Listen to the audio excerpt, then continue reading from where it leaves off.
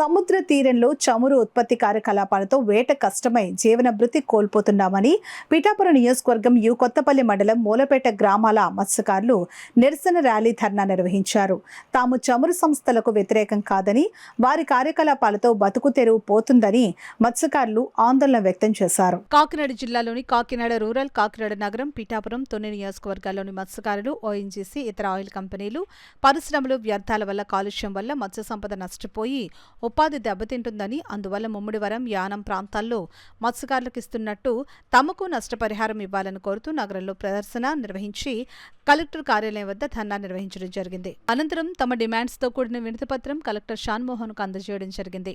ఈ సందర్భంగా మత్స్య కార్మిక సంఘం నాయకులు సంగాడి ఈశ్వరరావు, గేదెల రాజు, బొడ్డు నాగేశ్వరరావు, చొక్కా కాశీ, సత్యనారాయణ తదితరులు మాట్లాడారు. మత్స్య కార్మిక సంఘం నాయకులు సిహెచ్ రమణి మాట్లాడుతూ ముమ్మిడివరం, యానం నియోజకవర్గం, గంగవరం మండలాల్లో మత్స్యకారులకు నష్టపరిహారం ఇస్తున్నట్లే కాకినాడ జిల్లాలోని 60 గ్రామాల మత్స్యకారులకు పరిహారం ఇవ్వాలని, 4 సంవత్సరాల నుండి ఆందోళన జరుగుతుందని, తీర ప్రాంతం మత్స్యకారులు వేటతో ప్రభుత్వాలకు ఆదాయం వస్తున్నా వారి పట్ల చిన్నచూపు తగదని అన్నారు.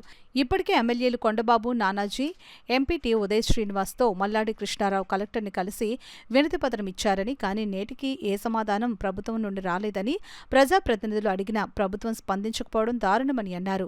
తెలుగు ప్రజా పార్టీ అధ్యక్షులు పెద్దంశెట్టి వెంకటేశ్వర్లు మాట్లాడుతూ మత్స్యకారులు న్యాయమైన సమస్యలు పరిష్కరించాలని డిమాండ్ చేశారు. సమస్య పరిష్కారం కాకపోతే ఆందోళన ఉధృతం చేస్తామని తెలిపారు. ఆందోళనకు సిపిఎం జిల్లా కమిటీ సభ్యులు ఎం రాజశేఖర్ మద్దతు తెలిపారు. కేంద్ర ప్రభుత్వం తీర ప్రాంతం మెరైన్ మైనింగ్ కి ప్రోత్సాహం తెలుపుతూ అనుమతులిస్తున్నారని, దీనివల్ల వేట మరింత నష్టపోయే ప్రమాదం ఉందని తెలిపారు.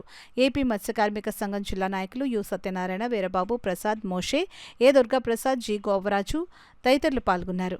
చాలా బాధల్లో ఉండే మత్స్యకారు అన్నవాడు చదువుకున్నవాడికి మరి ఏ జాబులు ఇవ్వట్లేదు.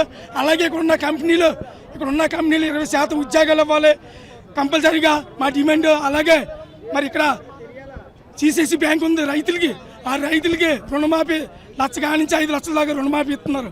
మరి అలాగే ఇక్కడ మత్స్యకారులు కూడా రైతుగా గుర్తించి మాకు 1,00,000 నుంచి 5 లక్షలకి మాకు వడ్డీ రూపంలో 10 రూపాయలకి ఇవ్వాలి.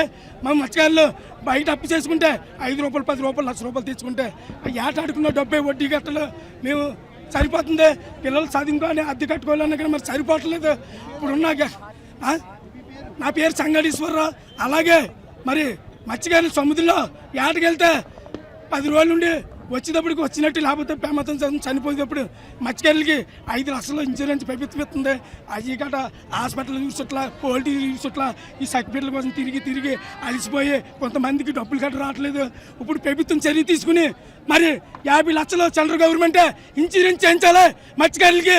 మరి మత్స్యకారులకి చెయ్యకపోతే మేము ఈసారి మరో తీవ్రంగా మరి వంతిని ముట్టడిచ్చి మా మత్స్యకారులకి ప్రతి మత్స్యకారుల డిమాండ్ 5 డిమాండ్లు నెరవేరాలి.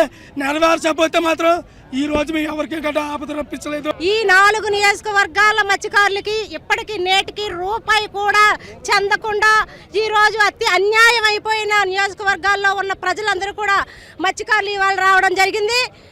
ఈ సమస్య చాలా తీవ్రమైనది. మత్స్యకారులు వేటకెళ్తుంటే వాళ్ళకి కనీసం రోజువారీ 100 రూపాయలు కూడా గిట్టుబాటు లేకుండా అప్పుల పాలైన పరిస్థితి ఉంది. ఆ సమయంలో వీళ్ళు భరించలేక, తట్టుకోలేక ఈరోజు మాకు జరిగిన నష్టానికి నష్టపరిహారం ఇవ్వండి అని ఇది లెక్క కడితే నెలకి 11,500 రూపాయలు అవుతుంది. ప్రతి కుటుంబానికి ఈ 4 నియోజకవర్గాల్లో ఉన్న అద్దరపేట నుంచి ఉప్పలంక వరకు కూడా మత్స్యకారులకి ఇవ్వాలని డిమాండ్ చేస్తూ రాజకీయాలకు అతీతంగా అన్ని మత్స్యకార సంఘాలు అందరూ కలిపి ఐక్య వేదికగా ఈరోజు ఈ కార్యక్రమం చేపట్టడం జరిగింది. ప్రభుత్వాలు ఇప్పటికైనా తెలుసుకొని నష్టపరిహారాన్ని వెంటనే విడుదల చేయాలి, లేకుంటే హెచ్చరిక చేస్తున్నాము, దీన్ని ఉధృతం చేస్తామని కార్యక్రమాన్ని హెచ్చరిస్తా ఉన్నాము.